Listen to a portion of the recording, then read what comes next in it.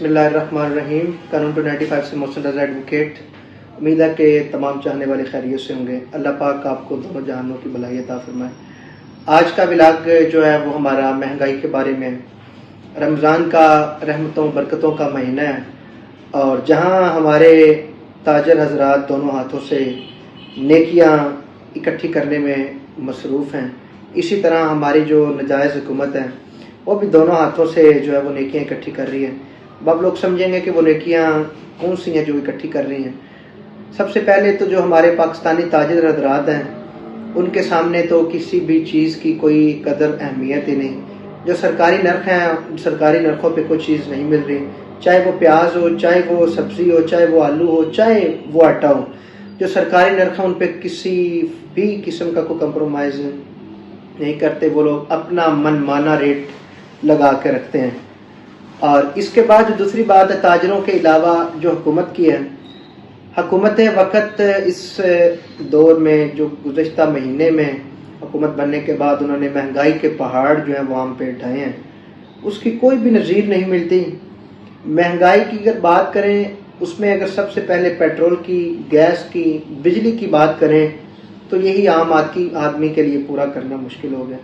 ایک دیہڑی دار جو ہے جو 1000 1100 1200 روپے دیہڑ لگاتا ہے، مزدور آدمی جو ہے اس کے اگر 4 5 بچے 7 بچے ہوں تو وہ 7 بچوں کا کھانا پورا کریں یا گیس بجلی پانی کا بل پورا کریں۔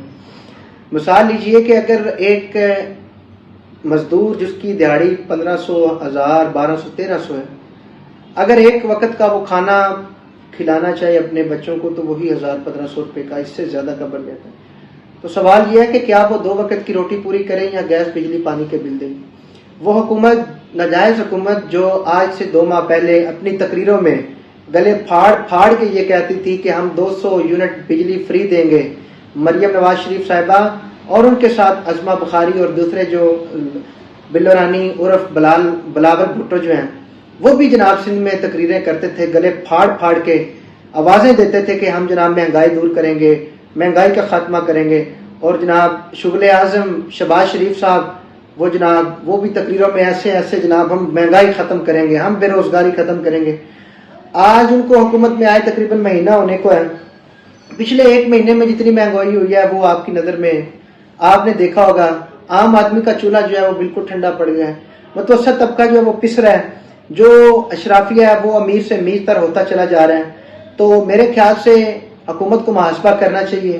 حکومت کے ساتھ وہ لوگ جو ان کی پشت پناہی کرتے ہیں، جو لوگ ان کو لے کے آئے ہیں، ان کو اللہ کا دردناک عذاب ہو۔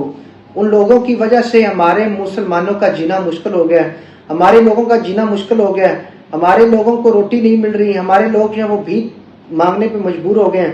اور ایک ایسے چور لٹیرے ڈاکو کی تصویر انہوں نے آٹے کے تھالے پہ لگا رکھی ہے کہ جس کا اس پاکستان میں تو دور پوری دنیا میں کوئی عمل دخل نہیں۔ وہ لوگ اس کو کیوں پروموٹ کرتے ہیں، اس گنجے کو جس کا کوئی کردار نہیں، جس کا کوئی معاملے نہیں، جس کی پلیٹیں کم ہو جائیں تو وہ لندن بھاگ جاتا ہے، جس کی چمچے کم ہو جائیں تو وہ جناب سعودیہ بھاگ جاتا ہے، جس کا یہاں کوئی لینا دینا نہیں، رہن سہن ہی نہیں، اس کے تصویریں لگائی جا رہی ہیں۔ کیا وہ پیسہ عوام پہ لگا رہے ہیں یا اپنی جیب سے لگا رہے ہیں؟ وہ مریم نواز جو کہتی تھی کہ میں مہنگائی ختم کروں گی، میں اپنی تنخواہ نہیں لوں گی، مریم نواز تم نے اپنی تنخواہ جتنی 5 سال کی بنتی ہے اس سے زیادہ کے تم نے اپنی گاڑی کے ٹائر بدلوا لی ہیں۔ تم لوگوں کو کوئی شرم نہیں، تو تم لوگوں کو کوئی غیرت نہیں۔ آج ہم بات کریں گے بجلی، گیس اور پانی کے بلوں کی۔ گیس دیکھیں تو گیس 150% سے زیادہ اس کی قیمت بڑھا دی گئی ہے۔ ان کی گیس فری، ان کی بجلی فری، ان کے کھانے پینے سب کچھ فری۔ عام آدمی آپ کو مجھے گیس اور پانی کے بل دینے پڑ جائیں تو آپ کو اور مجھے سمجھ آ جائے۔